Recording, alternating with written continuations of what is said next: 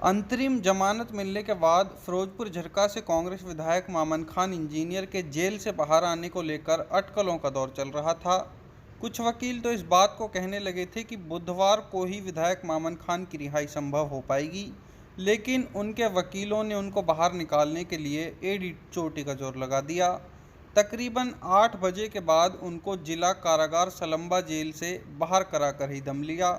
Jail से बाहर आने के बाद कांग्रेस नेता पीसीसी सदस्य मेहताब अहमद अपनी गाड़ी लेकर जेल परिसर पहुंचे और विधायक मामन खान को बैठाकर कांग्रेस नेता विधायक आफताब अहमद के आवास पर पहुंचे।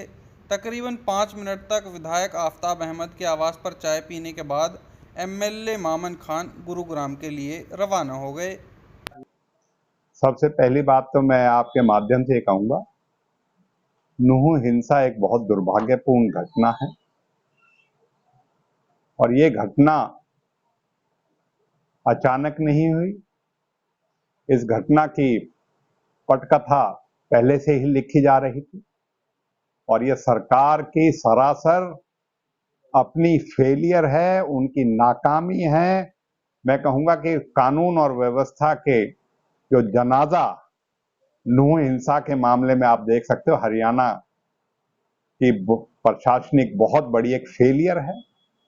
अपनी फेलियर को और अपनी नाकामी को, उस खींच को उतारने के लिए कांग्रेस के ऊपर आरोप लगाना या कांग्रेस के विधायक मामन खान पे आरोप लगाना, ये बिल्कुल निराधार बात है। और हम पहले दिन से कह रहे हैं, एक राजनीतिक षड्यंत्र और अपनी विफलता को, अपनी जो जिम्मेवारी बनती थी उससे मुंह मोड़ के जो इन्होंने ये 31 जुलाई की ये घटना जो घटी, इसका पूर्ण तरीके से जिम्मेदार हरियाणा का प्रशासनिक, हरियाणा की पुलिस और हरियाणा का जो आज के मौजूदा बीजेपी जजपा सरकार है उसकी है। और इसीलिए से पहले दिन से इन्होंने अपनी नाकामी को छुपाने के लिए इस तरह का षड्यंत्र रचा।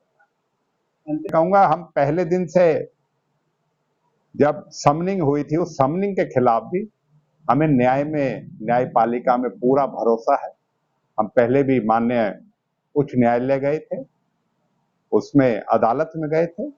अदालत से होने के बाद, फैसला होने के बाद, हमने कभी भी जो न्यायिक प्रक्रिया थी उसमें अपने किसी तरह के ना प्रश्न चिन्ह था ना कुछ था। और हम ये कहेंगे कि एंटरिम बेल और जो ये है कि शुरुआती जो है, इस बात का सबूत है कि इस बात की तरफ संकेत देता है कि कोई सबूत, कोई तथ्य या कोई रिकॉर्ड पे अभी तक हमारे विधायक के खिलाफ ये नहीं जुटा पाए और एक के बजाय उन्होंने 4 केस में उन्होंने संलिप्तता करी और उसमें किसी में भी इस तरीके का कोई तथ्य, कोई सबूत नहीं जुटा पाए जिससे कि उसकी संलिप्तता या किसी तरीके से कोई भी डायरेक्टली इनडायरेक्टली किसी तरीके से उसको साबित कर सकें। और यही है कि हमें आज भी न्यायपालिका में पूर्ण भरोसा है। ये तो अभी राहत मिली है, हम कहते हैं अभी तो जमानत मिली है। अंत में जाके आप देखेंगे इसमें पूर्ण तरीके से हमें न्याय मिलेगा और हम पूरी तरीके से साफ निर्दोष होके इस सारे मामले से निकलेंगे और बीजेपी अपनी सरकार की अपनी जो है नाकामी छुपाने के लिए इस तरीके की जो है षड्यंत्र रचा गया है। न्यायिक प्रक्रिया है कि अभी हमने उनके मोबाइल का जो रिकॉर्ड है डाटा, मैं मानता हूं कि 17-18 दिन तो इनको अभी मोबाइल उनके कब्जे में ही। आज के दिन टेक्नोलॉजी ऐसी कुछ नहीं है कि किसी के घंटों में चीजें होती हैं। तो आप देख सकते हो 18 दिन के करीब हो गए, उसके बावजूद भी इस तरीके का कहना अपने आप में, मैं पहले कहा, किसी तरीके के कोई सबूत या कोई तथ्य नहीं है, झूठा निराधार केस है।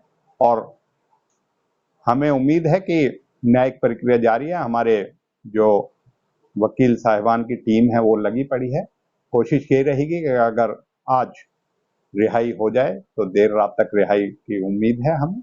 और रिहाई होने के बाद जो हम ये मानते हैं कि न्यायपालिका में विश्वास जो है वो आज फिर से मजबूत हुआ है और आगे हम इस लड़ाई को, न्यायिक लड़ाई को और राजनीतिक लड़ाई को, इसको लड़ेंगे और बीजेपी की जो नाकामी है, बीजेपी की जो फेलियर है, उसको जनता के सामने उजागर करेंगे।